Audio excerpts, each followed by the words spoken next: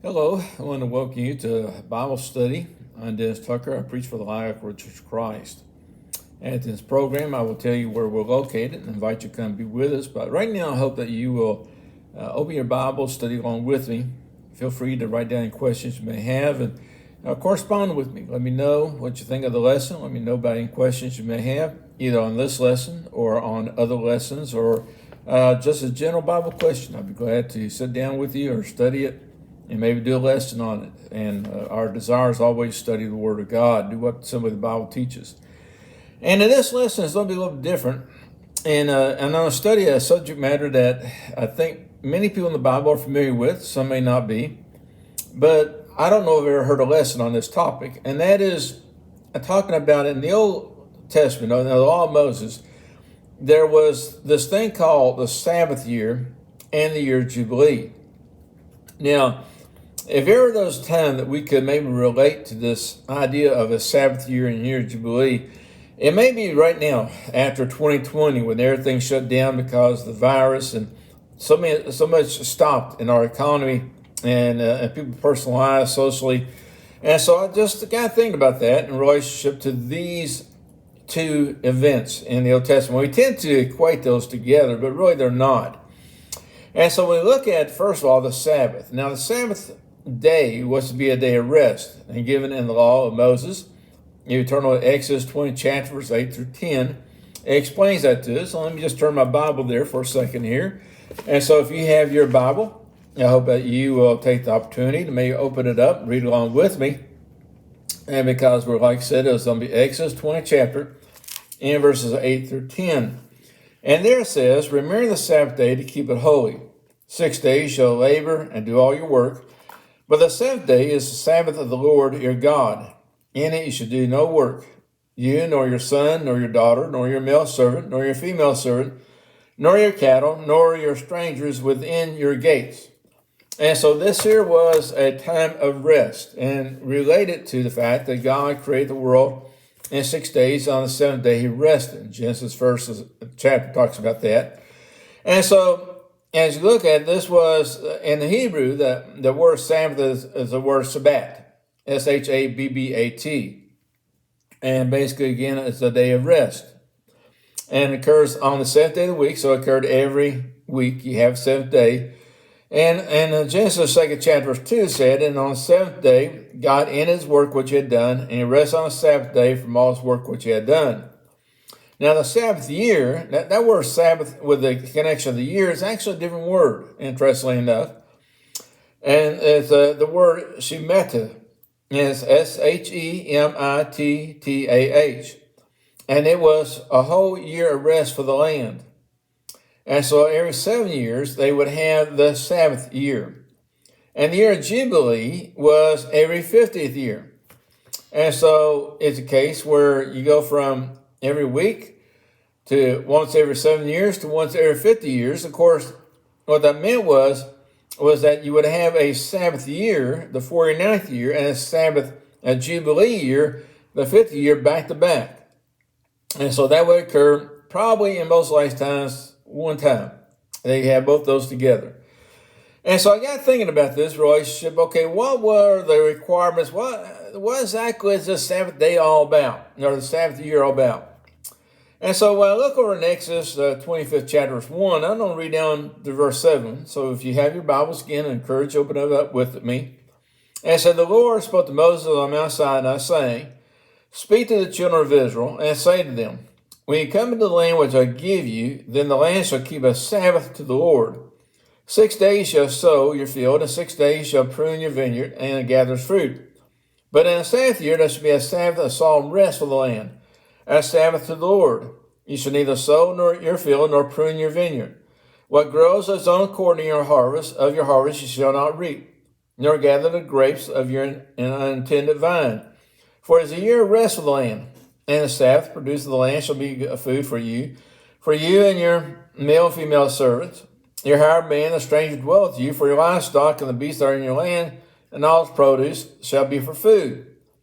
And so when you look at that, you see that there are certain requirements here that you can put in different categories. One is agricultural. You may notice here that the word land is used a number of times and then describes the idea of the produce of the field and the vineyards and the trees. And keep in mind now, the economy of Israel was largely based on agriculture. It was based on the shepherding, it's based on the vineyards, based on the olive trees. And so unlike some other countries, which may have been dependent on things like timber, lumber, or the idea of trade, some way of trade, there's other things, fishing. The Phoenicians were sea people. So unlike those people, Israel was primarily an agriculture-based place. And so 6 years they had to sow, and 6 years they had to gather, plant, produce, prune, do everything necessary to have their harvest. But the seventh year, they said that the land's not to be tilled. You're not go out there and sow your field, so you're not going to plant your crops out there. You're not going to prune your vineyard so to produce more. You're not going to prune, harvest from the fields like you normally do. They said that's not how it's going to go this year. However, it's interesting because the poor could go out and pick the fields. And that is for the people that were, and a lot of times the Bible uses a word like poor. It doesn't give us an economic number. It doesn't say those under this income level or those who do not have this much. You're the poor, you can go out there. Some of the poor were the ones able to go out and glean from the fields. Now, there's also financial considerations that's going on during this time. Because in Deuteronomy 15, verse 1, starting there, it said, the end area of 7 years shall grant a release of debts. And this is a form of the release. Every creditor who has lent anything to his neighbor shall release it. He shall not require it of his neighbor or his brother because it's called the Lord's release. Of a foreigner you may require it, but you shall give up your claim to what is owed by your brother. It said that there be no poor among you. For the Lord will greatly bless you in the land which the Lord your God has given you to possess as an inheritance. Only if you obey the voice of the Lord your God, to observe with care all these commandments which I command you today. For the Lord God bless you as he promised you. You shall lend to the many nations, but you shall not borrow. You shall reign over many nations, but they shall not reign over you. If there is any among you poor of your brethren within any of the gates of your land which the Lord your God has given you, you shall not harden your heart, nor shut your hand from your poor brother. But you shall open your hand wide to him and willingly lend him as sufficient for his need, whatever he needs. And so you look at his here, and this is the economic part of this here. And he says, okay, lend him money. And that is, you can lend to your fellow citizens. However, on that seventh year, in verse 3, just after reading, on the seventh year, that debt is to be forgiven. So you write it off.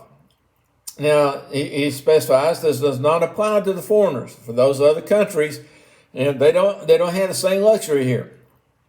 And so, as you look at this here, he said, now you're going to do this, and just imagine again that you're a person that has economic means, and you have somebody that comes and says, can you lend me some money?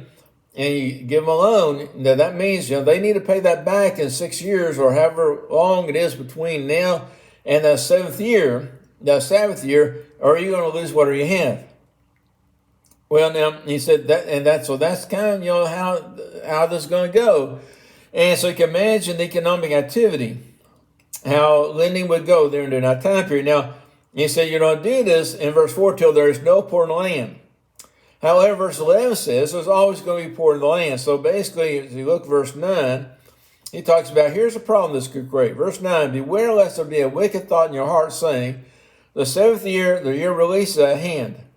And your evil eye be evil, and your eye be evil against your brother, poor brother, and give him nothing, and cry out the Lord against you, and become sin among you. You shall surely get to him, and your heart should not be greedy when you get to him, because for this thing the Lord your God will bless you in all your works and all that to which you put your hand. For the poor will never cease from the land. Therefore I command you, saying, you shall open your hand wide to your brother, to your poor, to your needy in your land. Now see, this here, what the problem that's addressing somewhat here is, okay, let's say my brother down the road comes to me, and he's poor. There's no doubt he's poor. He says, I need a loan. I need help. And so I set out this loan to him. Well, as long as the thing don't get it repaid, then that's fine. But what it's like year number 6. And I realized that, well, the 7th year I got to write it off. I can't collect from him. You don't be tempted to say, no, I won't help you at all. Wait till the 7th year is over with, or after the Sabbath year, and then I'll start lending to you again. And he says, you're not going to do that. And in fact, he called that a wicked thought. And he says, so basically, if you're going to be right with God, and your poor brother comes to you and says, I need a loan or I need help, and you have the means to do that, then you're going to do it because you are actually serving God.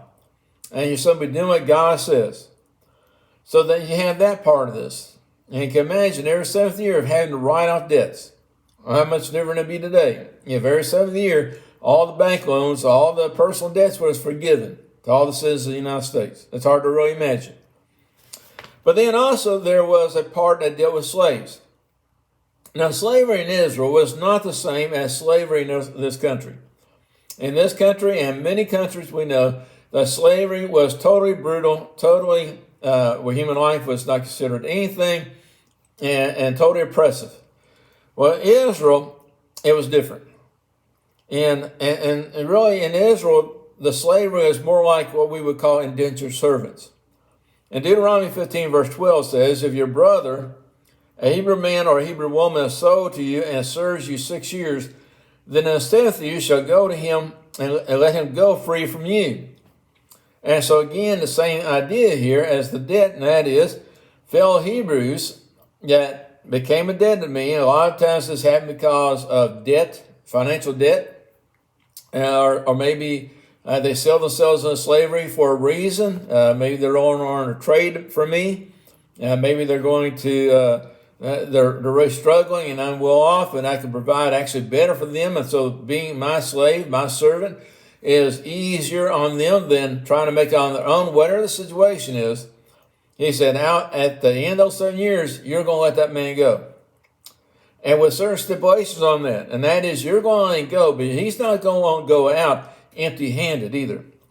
In Deuteronomy 15 and verse 12, it says, and when you sin, and so it said there in verse 12, I'm not sure I read this, if your brother, a Hebrew or Hebrew woman, is sold to you and serves you 6 years, then in the 7th you shall let him go free from you. So that's what I just got to talk about. Now, in Deuteronomy 15, verse 3, it says, and when you send him away, free from you, you shall not let him go empty-handed. And so it's not just a case of kind of like, okay, shake your hand and there's the door and don't let it hit you on the way out. And it just says here, you shall supply him liberally from your flock, and from your threshing floor, from your winepress, what the Lord has blessed you with, you shall give to him. So again, there's not a definite amount given here.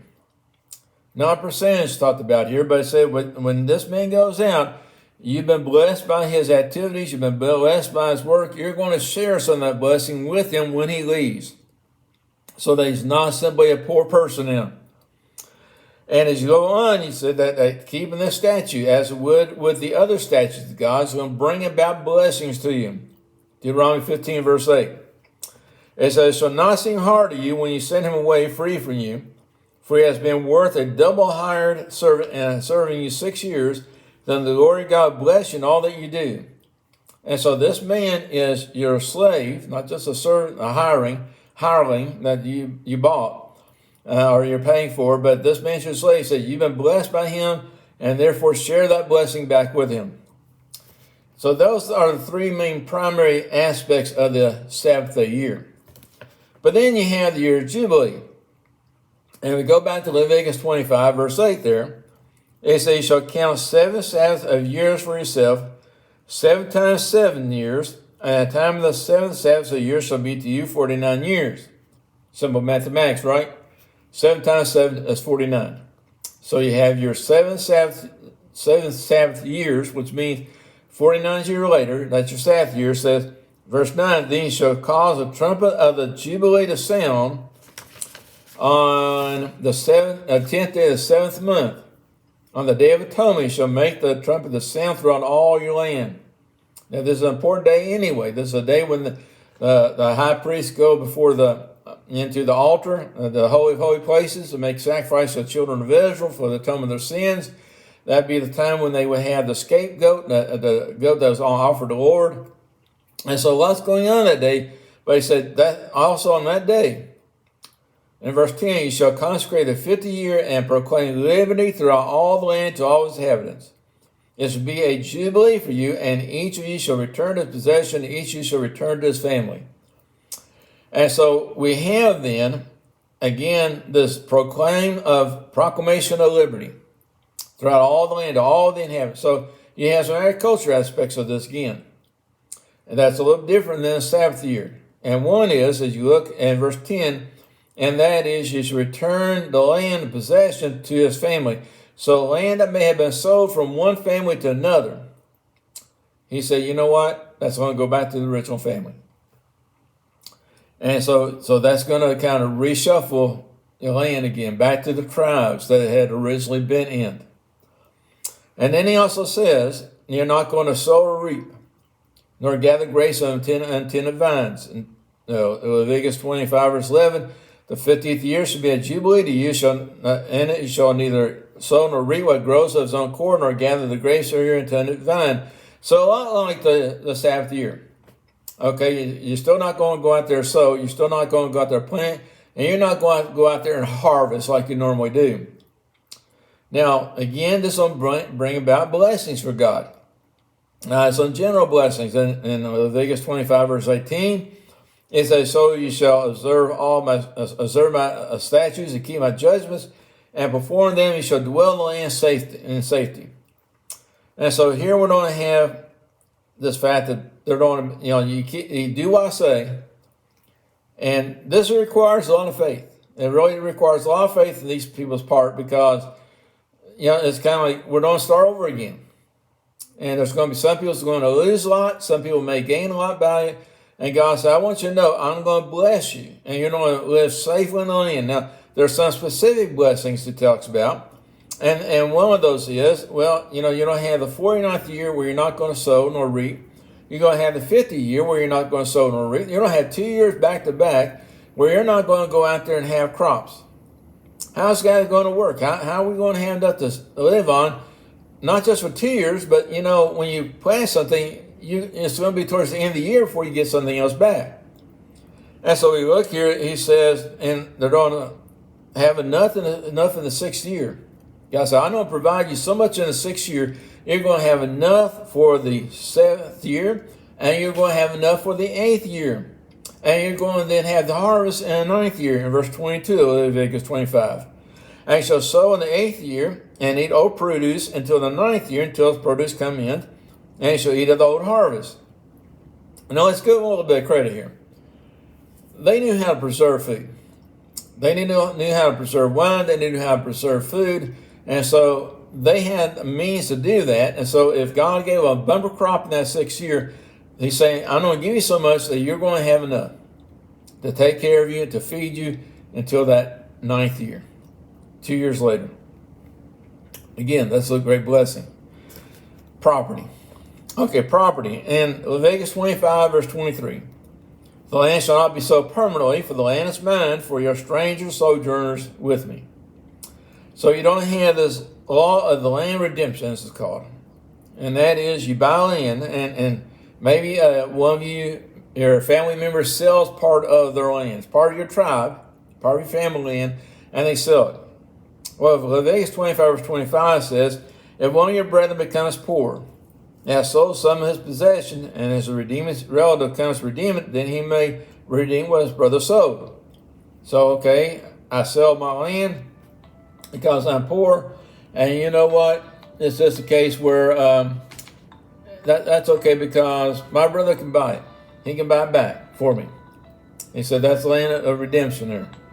Land of redemption promise, the law about that. In your Jubilee, the land goes back to the original owner. So really, land purchases were more like land leases, where if I buy that tract of land there, I know I got it maybe till the year of Jubilee. Now, again, that may be 40 years from now. And I know I'm not going to have to deal with the land the year of Jubilee, and so I'm fine with that. But, the closer I get to it, the more it starts mattering.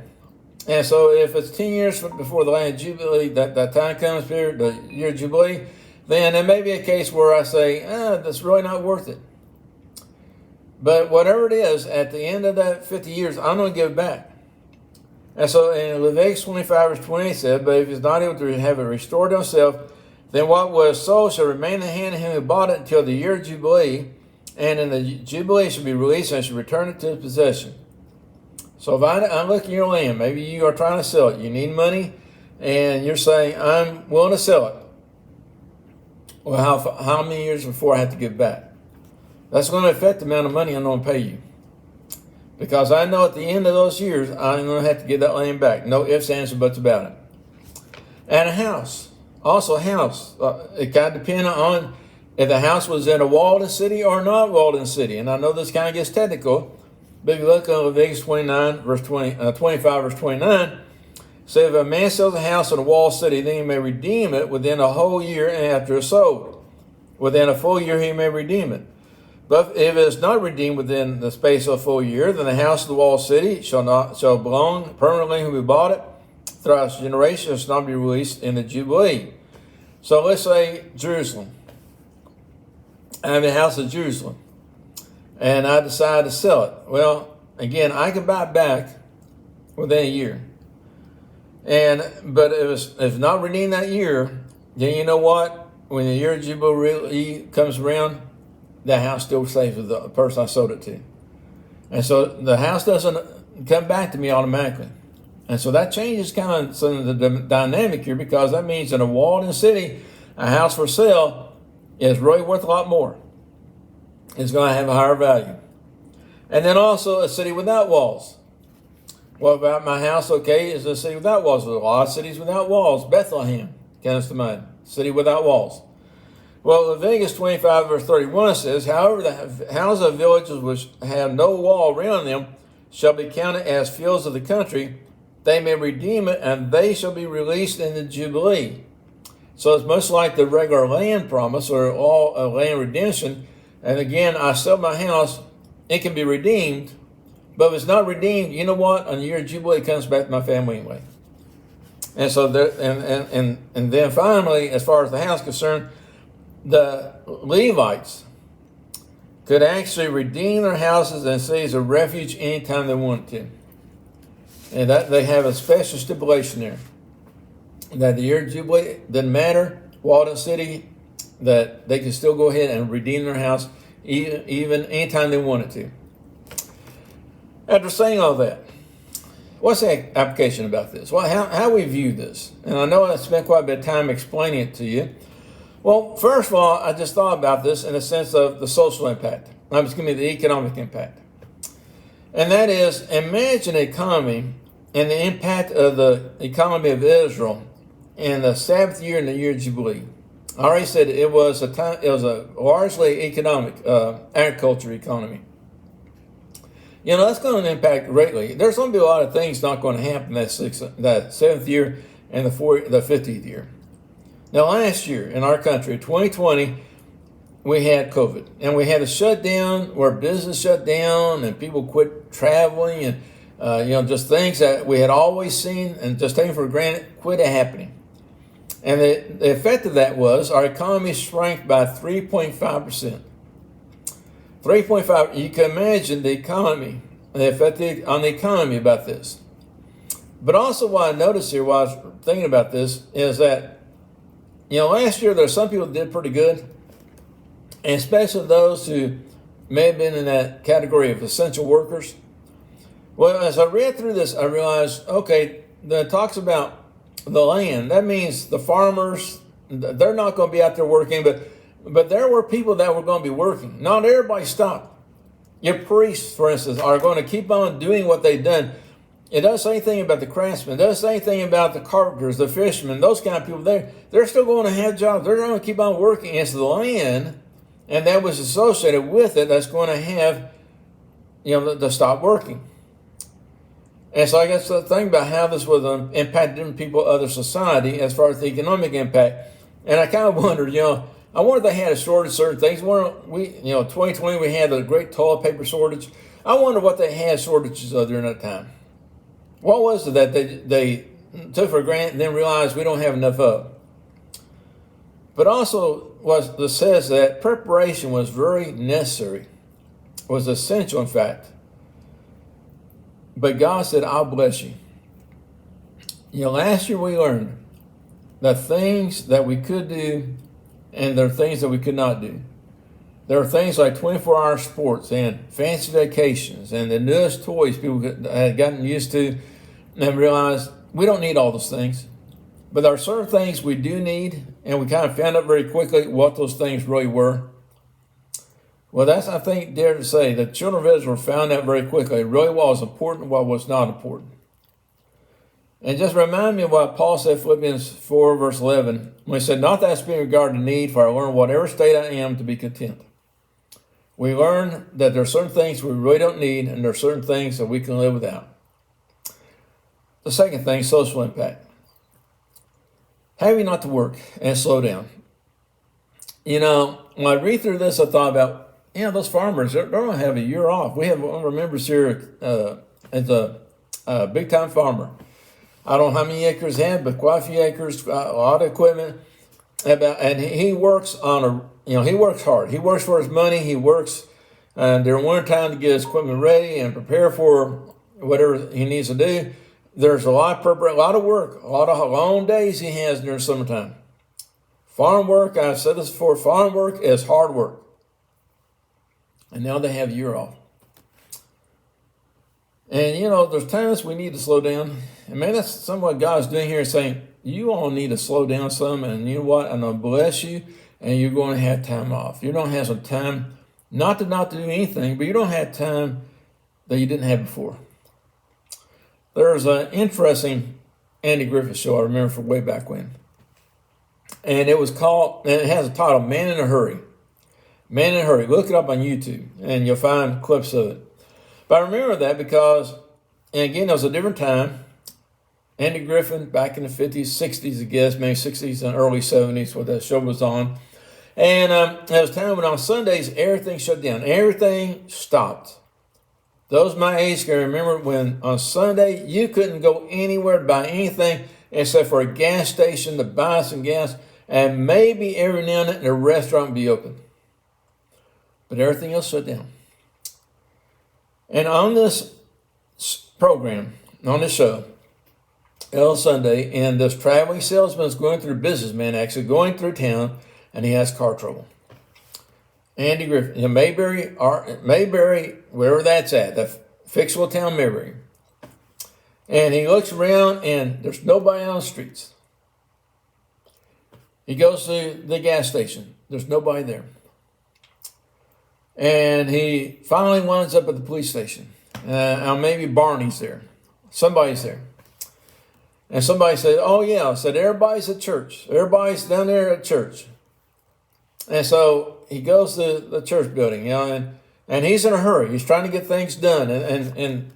And basically he has to wait till church lets out. First of all, drives him bonkers. Then basically he has to find out who operates the service station, who operates the gas station there. So because car needs to be worked on. And well, the guy that works on the gas station is actually out fishing. And so he then has to wait for that guy. They have to go out there and get him. Nobody has cell phones, so I have to get him. And then comes in and he said, this part here is missing, or this part's bad. I got to order this, but it's not going to come in until tomorrow, Monday. The man's in a hurry. And all the way through this here, he's just in a hurry. And then Aunt B invites him over for dinner, and over for lunch, over for the Sunday afternoon lunchtime or dinner. And again, he's in a hurry, and he's having to sit down and eat this meal. And there's a point there where in a show where he's out on the front porch, and Andy and Barney Five are playing. Andy's got a guitar, and he's starting to sing, and Barney's kind of muttering some words along with the song, and the man starts kind of singing along with him. And he kind of sits back in the rocking chair, starts rocking a little bit. And then eventually the guy that operates the gas station comes and says, Good luck. I was able to get that part today, and your car's ready. Your car's ready. And all of a sudden, that man wasn't in such a hurry. And it's kind of disappointed. It's ready now. And he gets in the car, and he's thinking, and they're talking about, too bad you have to leave because about ready has some peach ice cream. They'll make some peach ice cream and do some other things this evening. You could have night, you could stay here and leave them all morning. And we had all that planned. The man's really wanting to stay, and he gets in the car and he turns it on, and he says, I don't think it's running right. And Andy Griffin catches on. And he says, I think you're right. There's something wrong with that motor. And Gomer Powell. Gomer Powell is the guy, the mechanic. And Gomer Powell said, I don't hear anything wrong. And he said, yeah, there's something wrong with that. And that's kind of how the show ends. So the man turns off the motor and goes back up the house and gets to relax and enjoy. And my point in saying all that is, the Year of Jubilee is going to teach these folks to don't get in a hurry. Don't always be in a hurry to get someplace else. There's so many people today that are in a hurry to get someplace else. We need to take time to enjoy where we're at. And help the poor may have been neglected during this time period. We need to help those poor. And perhaps there's a setting behind in Luke 6, verse 35, when it said, but love your enemies, do good, and lend, hope for nothing in return, and your reward be great. And you will be sons of the Most High, for he is kind to them, thankful and evil. Lend, not expect anything back. That's some of the social aspect of this. And then finally, the religious impact. And that these folks here for this year of the Sabbath year and the year of Jubilee, would have a close relationship with God. Over in Deuteronomy 31, verse 10, it said, Moses commanded us, saying, at the end of every 7 years, at the appointed time of the year of release, at the Feast of Tabernacles, when all Israel comes to appear for the Lord your God in the place which he chooses, you shall read this law before all Israel in their hearing. Gather the people together, men and women and little ones, and the strangers within your gates, that they may hear, that they may learn to fear the Lord your God, and carefully observe all the words of this law, and that their children that have not known it may hear and learn to fear the Lord your God, as long as you live in the land which you cross the Jordan to possess. As I read that, I thought, how much different today would be our society, our country, the problems we face, if at least once every 7 years, every person had to come assemble together as other members of our country and had to listen to the law of God. Today we say the law of Christ. How much different would it be? I dare say, Darren, 2020, some people thought more about God than they had in times past. Some people may have thought less. Some people became better. Some people became worse. Which were you? I think there's a certain lesson we learn here from the year of Sabbath and the year of Jubilee. And I don't read much about the actual observance of this. And strangely, maybe sadly enough, in the Old Testament, when I read through it, I don't really read much of the observance of this. And perhaps that's why God talks about one of the sins he held against the nation of Israel was the oppression of the poor. Maybe they didn't do what God said in these years. Let's make sure we keep the law of God. Let's make sure that we're always faithful to do all that God said to do. I appreciate you watching this, and I hope that if you can, come be with us at Lilac Road in Church of Christ. Our building is located at 1687 Lilac Road, Litchfield, Kentucky.